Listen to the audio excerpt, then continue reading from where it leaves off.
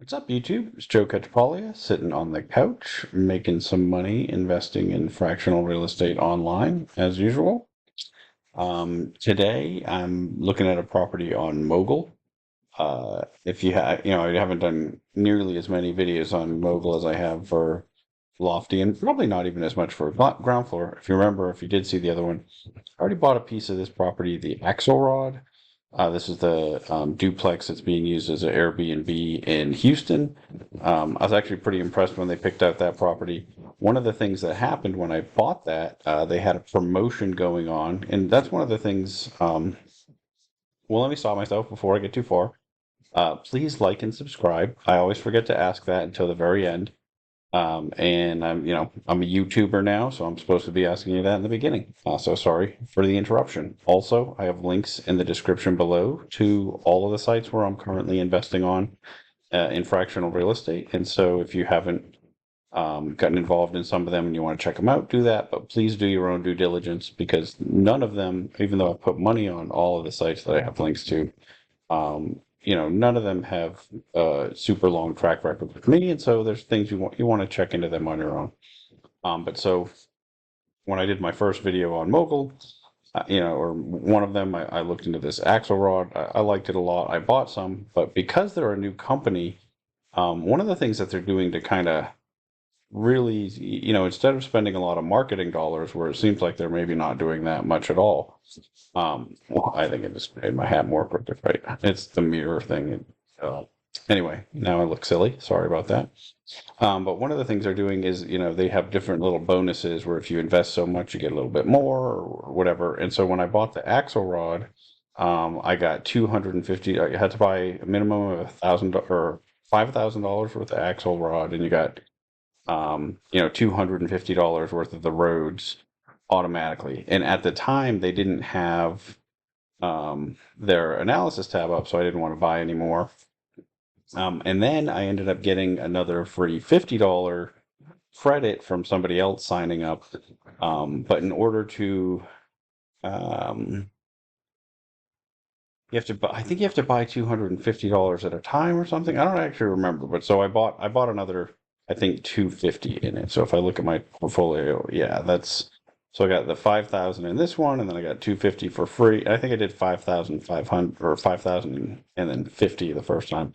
Then I got 250 for free, and then I bought another 250, but really, I put 200 in and I got 250. So, um, and I did that before they had the analysis tab up. I didn't get to do, a full due diligence, but if you're doing math right now, I paid $200 worth, and I have $500 worth of it. If you take them at face value, but even if you don't, I figured having that extra little bonus, um, made it so it's very unlikely I'm going to be hurt on it. And again, I'm not putting a ton of money on this site just yet. Um, I will do diligence. I will do due diligence on every single property that I decide to put money into. And I'm going to take it slow because this is one where your money's locked up for a very long time. There's no trading function at the moment. So if I buy this, there's no getting out, and without. I don't know that there's any getting out at all until the property's sold. I'm not 100% sure on that, but they have talked about creating something in the future where you can get out, but it's going to be based on a price that they set based on an appraisal, and it's not like it's not really clear cut like on Lofty. I know I can sell those at any time. I might lose money on the sale, but I can do it. On ground floor, there's no way to get out, but they're all relatively short term notes that you're buying on there, right? And so, within 2 years, I expect to be out of every single loan that I invested in and be in all new ones.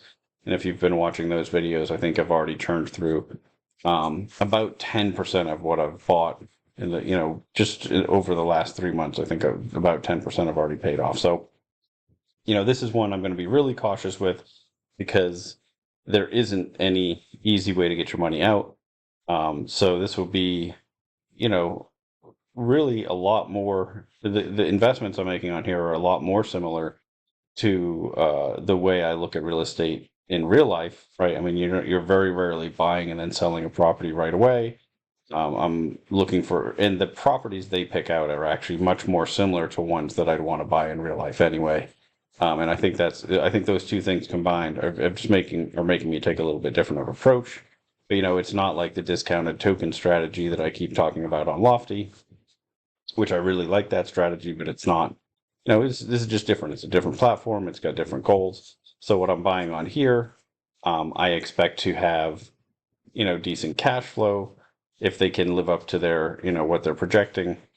And then also sometime in the future, when they sell the property, make some money off of that. But I think these are primarily going to be cash flow investments and very long term, looking at the appreciation. All that being said, let's jump into this property. This one of the things, I think now that they have everything, I don't know that I'm going to be buying more of it. I'm going to look at the Krakow too, which is the other one that they went live with. Um,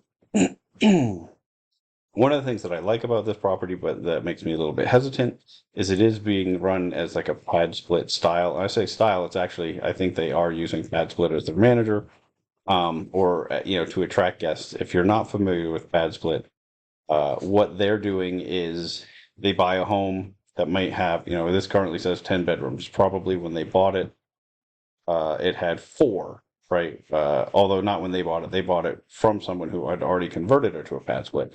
And so they take 4 or 5 or 6 bedroom homes and they turn it into 8 or 10 plus bedroom homes, getting rid of basically all of the common areas, right? Like you might have a small place to eat and you have a small kitchen. But if there's a dining room, that's typically turned into a bedroom. If there's a garage, a lot of times they'll make a couple of bedrooms out of that. If there's a den, living room, all of that space, it's turned into bedrooms. And it's basically, what back in the day we would just call a rooming house, or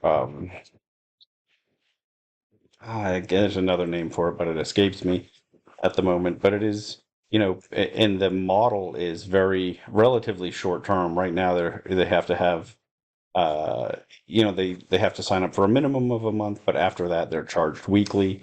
Last time I talked to Padsplit, they said their average stay was about 9 months, which means that a lot of people are leaving sooner than that. Some of them are longer, but you're just turning over bedrooms, right? You're not turning over the whole home every time. And so it's a very different model.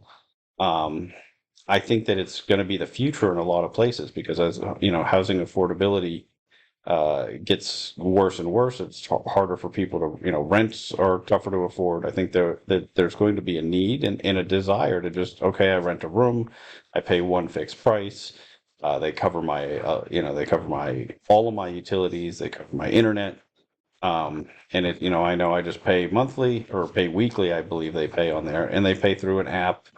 And it's very simple. And as the owners of this property, Padsplit is doing most of the work for the tenant acquisition. Although we do like best practice is to do additional screening beyond what they're doing. It's my understanding from talking to the people at Padsplit that they have a third party manager other than Padsplit responsible for the physical management of the property, and those people are actually doing some additional background checks or some additional maybe credit checks. I'm not sure, but they aren't just taking every single person that Padsplit sends over to them. And based on my discussions with a few people in the industry that are doing this model, I think that's a good sign. It means they're kind of doing that the right way. But so one of the things I think, last time I talked about Mogul, I talked about, their marketing just seems really good. They seem super salesy. I mean, you can kind of tell by their name and by the fact that they're doing like sort of sales and like, the way they're giving you extra money to do things, I think. And they're when I talked to, the first person I talked to from there was very much saying, talking about their high returns constantly, which is, all the stuff that I get a little bit nervous about when looking at real estate deals.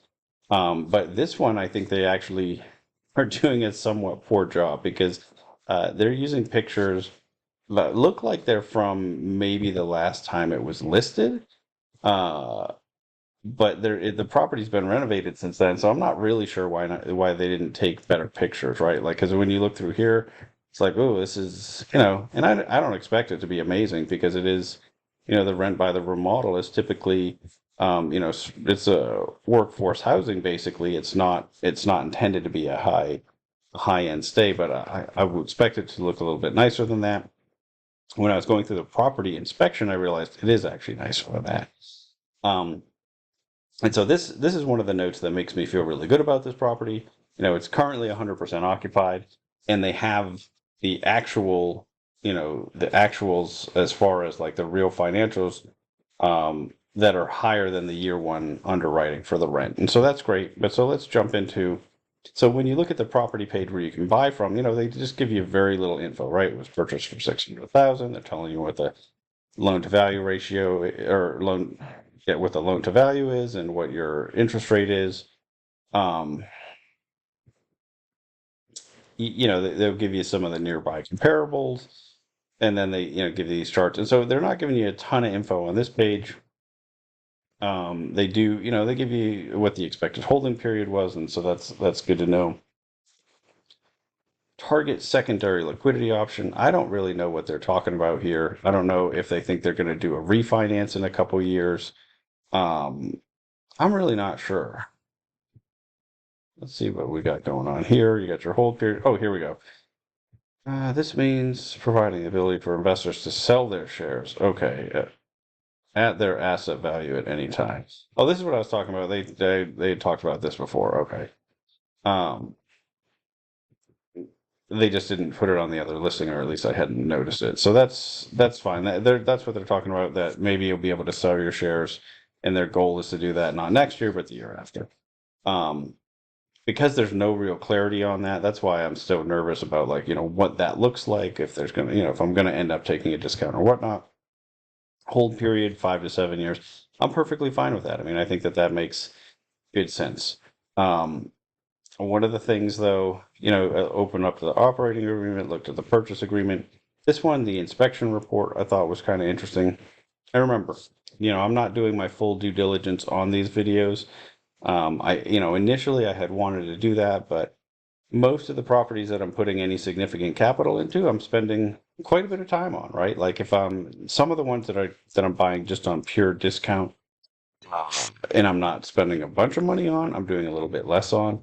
But ones like this where I expect to put, a bigger chunk of money into, and there's less, I'm going to spend a lot of time on. And where it's not, there is not this added layer of like, okay, I just have a market like on Lofty where I'm, have a ability to buy and sell and profit that way. These ones I'm having to take a really hard look at, you know, what what I think this real estate is going to do long term. I did already talk about the Phoenix market in another video. I'm not going to jump into that, but it is one, at a minimum, you want to do all the normal things, right? Go to, yeah, pull it up on Wikipedia, always my favorite thing to do first.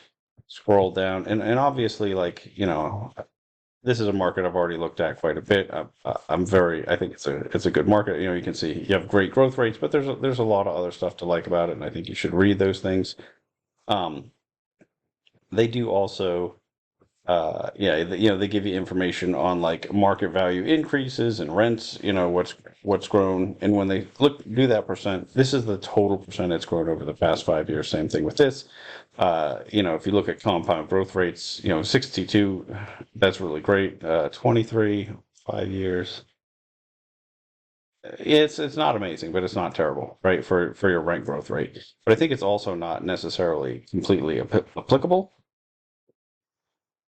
I'm kind of all over the place on this. Sorry about that. But so I was jumping into the home inspection.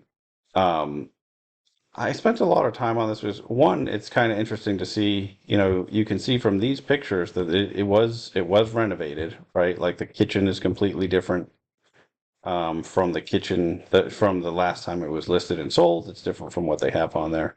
Um, where are we going? There we go. I've got way too many tabs open.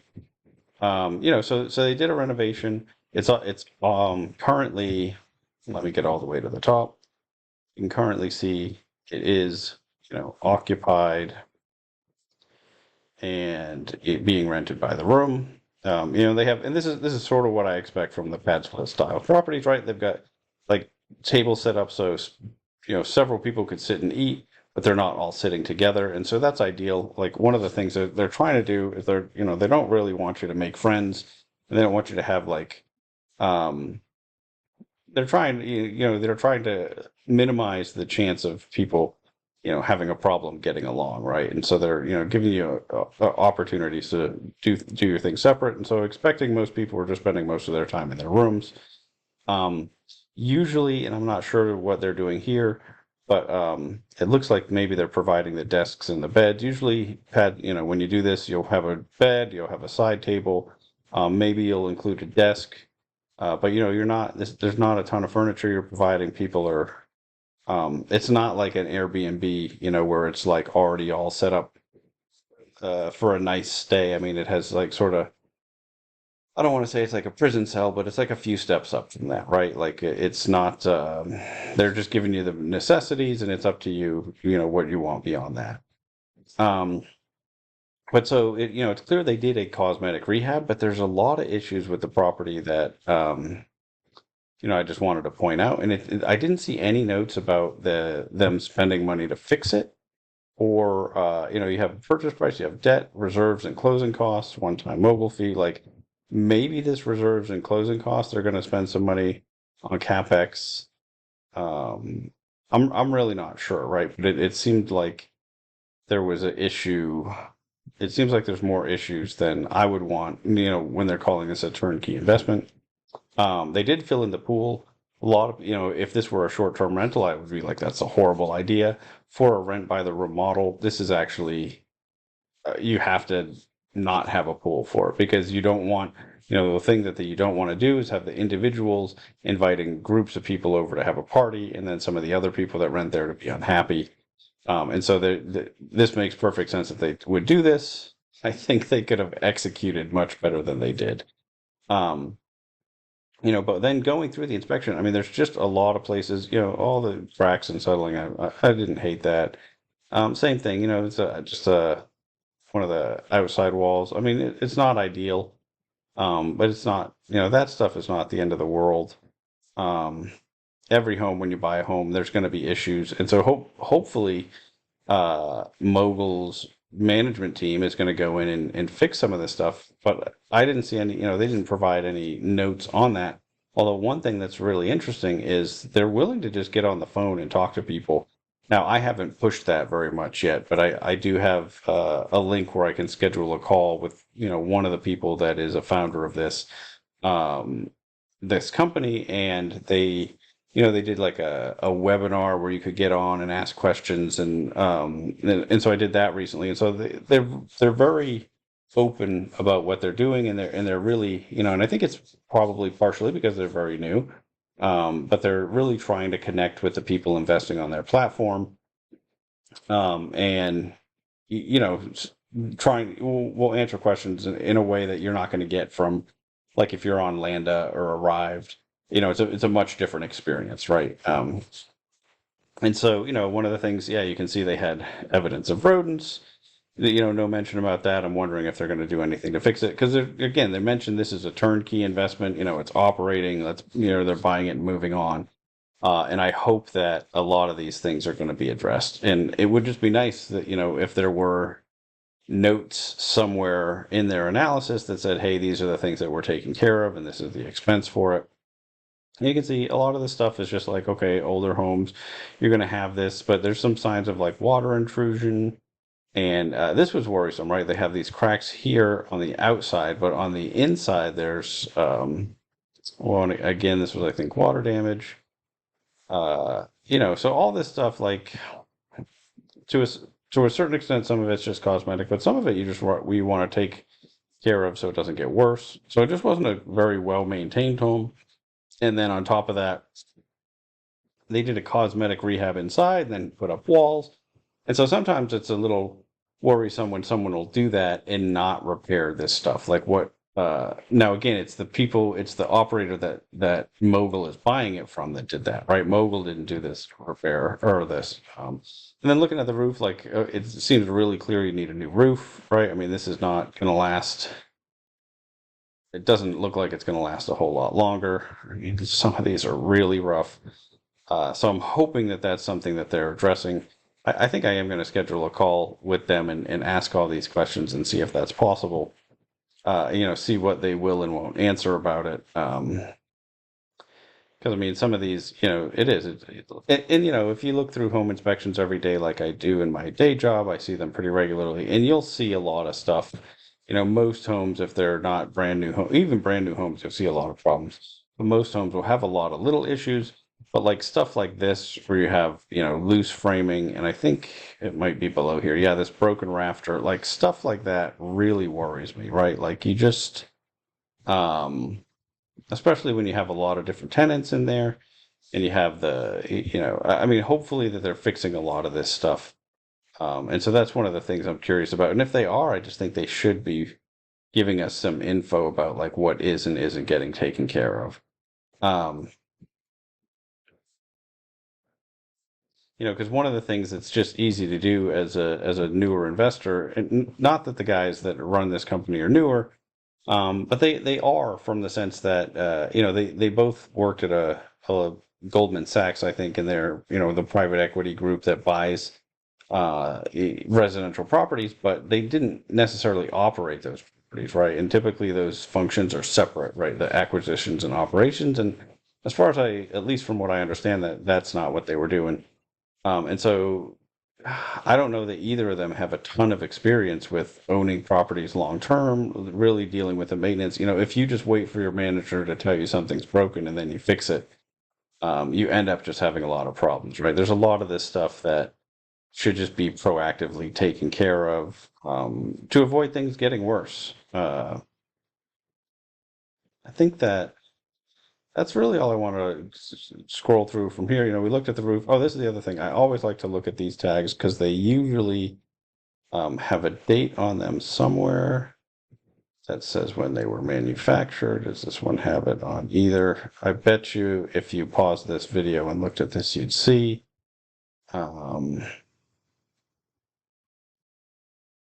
It's not the same in every tag, but usually they'll have them somewhere on here. It's not jumping out at me.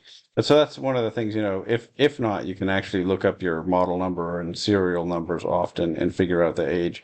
And this doesn't look terribly old, but I feel way better if I could actually, oh, why did I do that? If I could actually see a date on there.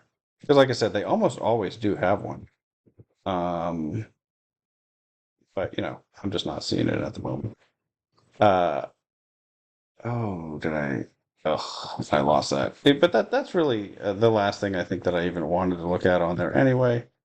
Oh yeah, and I mean the electrical didn't look amazing. It's so like all of this, it's really common stuff with older homes, but there's just so much of it, and so um, whenever somebody refers to a property as being turnkey, it creates some image in my mind of okay, we're going to buy this, we're going to just keep operating it the way it is, and there's not a whole lot to do. But just based on the inspection, there's a whole lot of physical maintenance that needs to be addressed. I think before I hope that they're just not okay handing this over to the manager and let's run it. That worries me a little bit, just because of the way they describe it. This is completely unrelated stuff right there.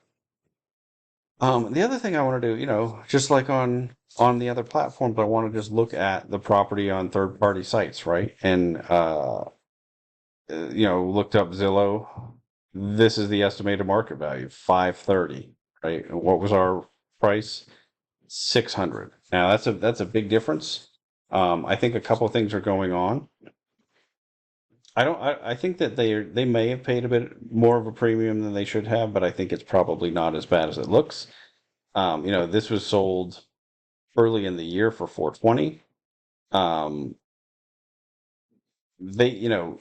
Redfin doesn't know the level of renovation that went on, right? And they don't know that this is being bought as a operating business with furniture in place. And so both of those things, I think, should lead to some sort of a premium. The note in here, I think, said that it was purchased at the current owner's cost basis. I know I read that somewhere.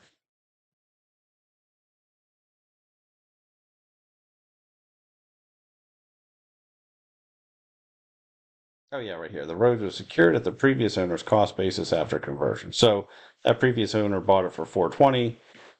Says their cost basis is, I don't necessarily believe that, right? I mean, that seems like a little bit of a stretch from 420 to 600, 180, maybe after closing cost. I mean, I think you can easily have put 100,000 into it, but 150 or something seems like a bunch. So I'm a little skeptical about that, but I think it's not crazy far off. But one of the things to think about is with these pad split properties, it's 10 bedrooms now, right? 10 bedrooms, 3 baths. Um,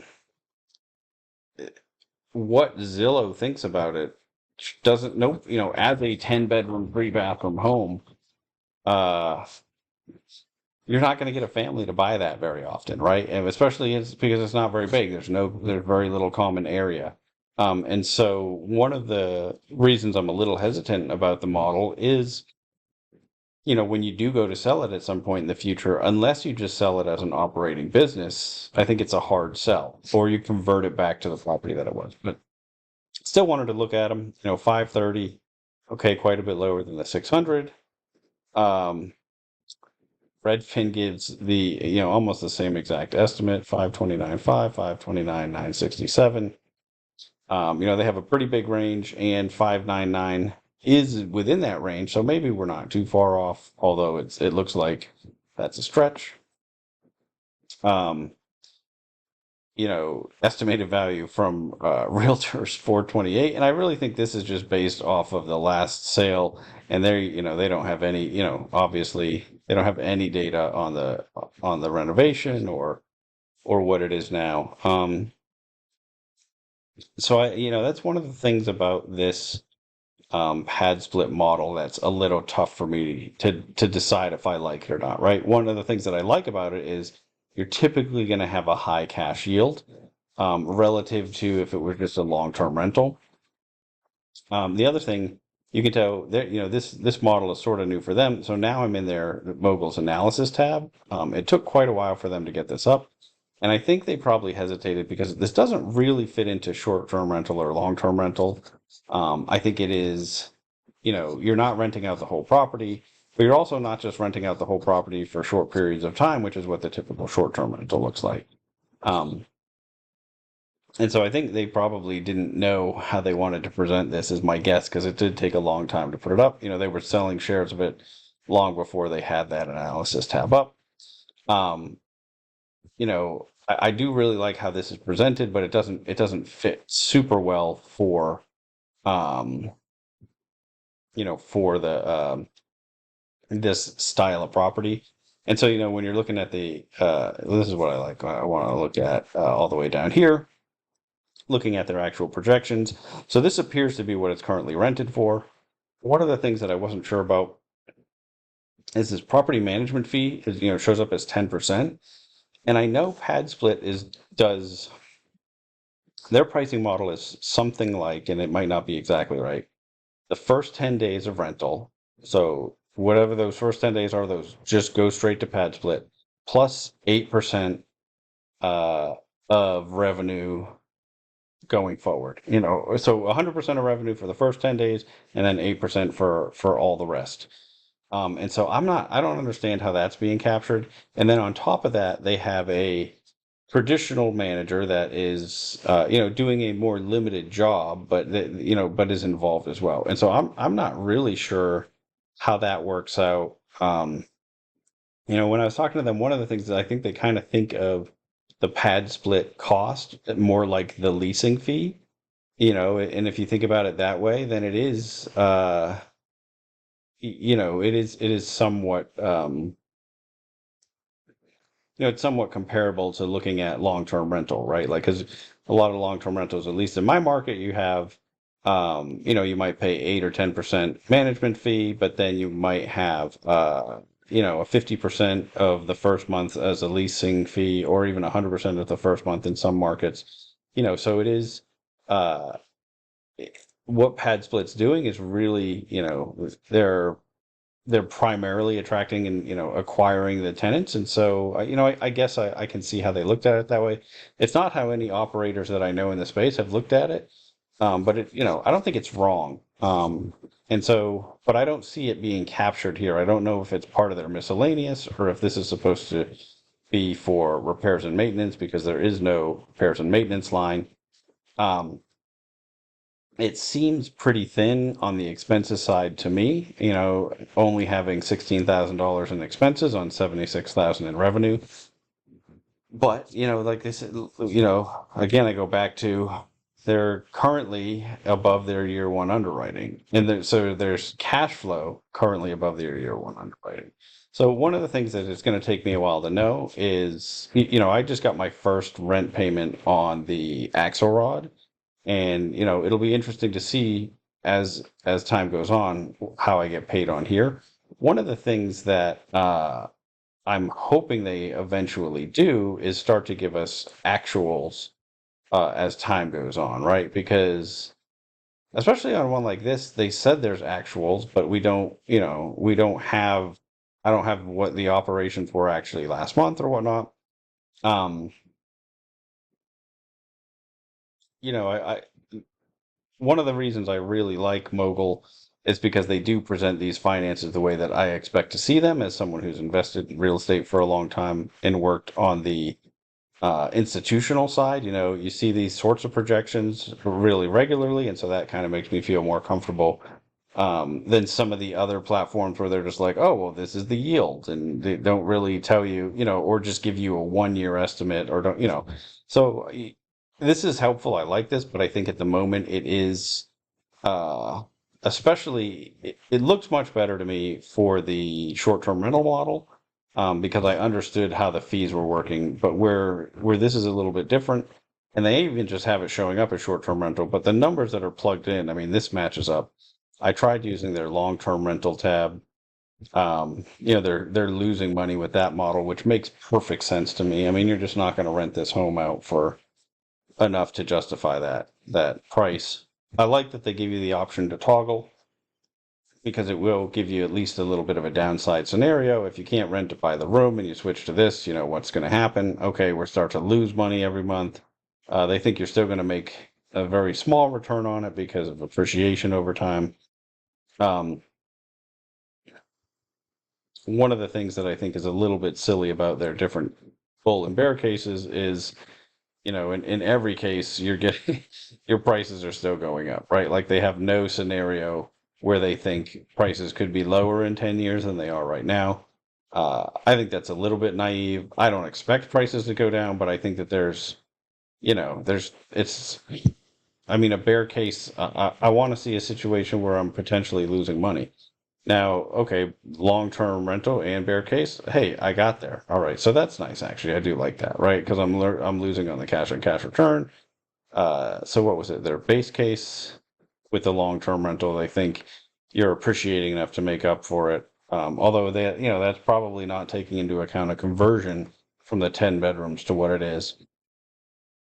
So anyway, I think these are a lot of fun to play with these numbers. I think that a lot of this stuff you can mess with. I think it's important if if you have the time on your hands, if you think you're going to put money into this property, I would look at these and see how they really compare to to the one that, to the subject property, as far as, you know, where they're located, what they look like inside. I mean, the big thing that really happens is this 10 bedroom factor, the way it's cut up.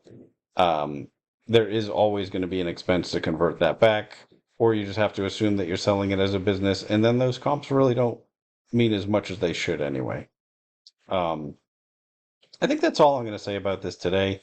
Well, except for, well, a couple things. So I decided not to put any more money into it. I do have a little bit in already, like I mentioned, but I think that, um, I don't like that I don't know what repairs were done and what weren't. I mean, if it needs a new roof, if if it has some structural issues, if the you are getting water intrusion, all those things, um, and that's not budgeted for, well, that's worrisome. And then I just really don't like that their model isn't really. I'd like them to have a third tab here where they're really showing, where, because I know they have two management fees, and I don't think that this is accurately reflecting it. Or if it is, maybe I just misunderstand how it works. So one of the things that I think would be really helpful is for them to have like a narrative section that just, a couple of paragraphs that says, and I know they do have some paragraphs, right? But that says this property is going to be operated in this manner.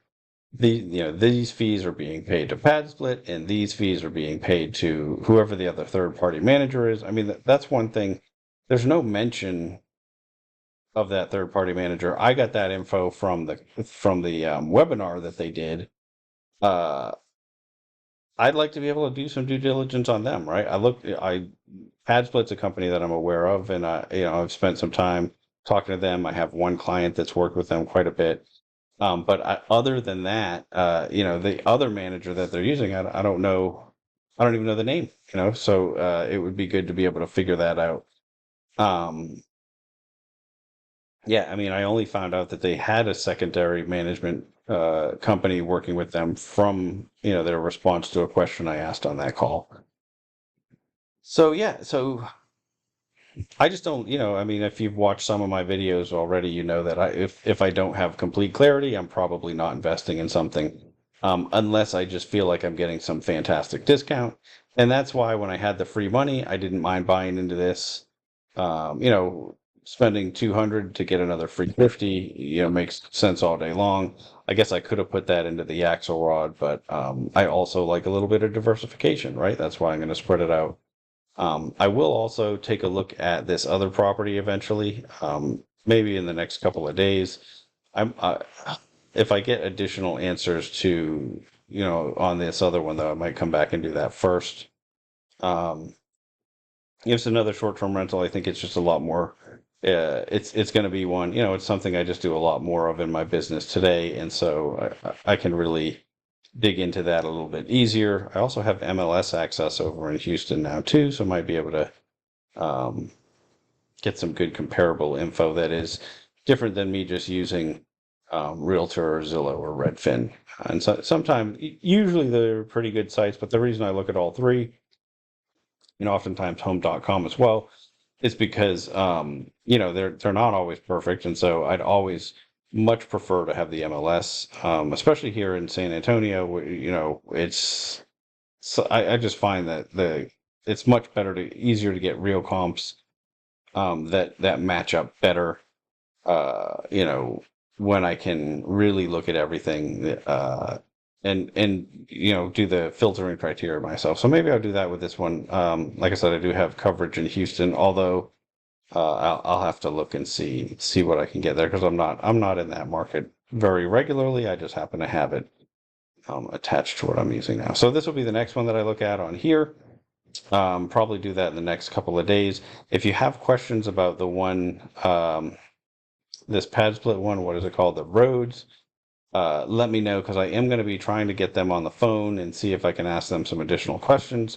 And the same thing if you have some with the Krakow, while I do have them, I'll try to ask those as well. In any case, I think that's all I've got for today. Overall, like I said, I mean, my experience with them so far has been pretty good.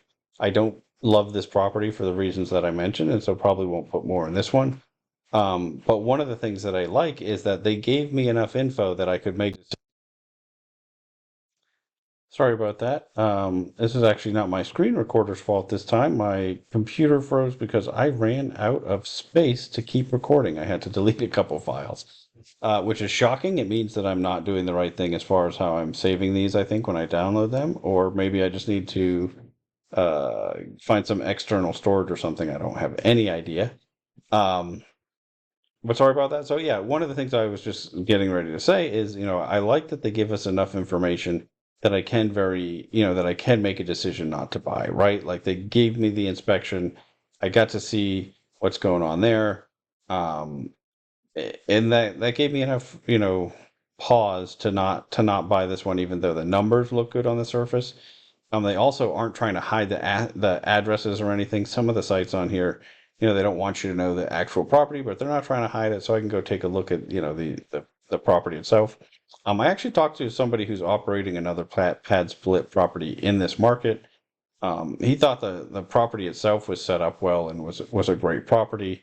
Obviously, he didn't have info as far as the inspection to know how well it was maintained or anything, but he thought it was at least set up well for to be a pad split, and um, so there's a lot to like about it from that side. But I think that that's a good thing about the platform itself, right? Is that they are trying to be transparent, and at the moment they are also trying to be available for people who want to invest on here to answer some questions. And it's not like I'm putting a bunch of money and I put, $5,000 into one, really only another couple hundred into the other, and the rest came from them for free. But they're still willing to take the time to schedule a call and talk about, these properties and whatnot. So we'll see how that goes.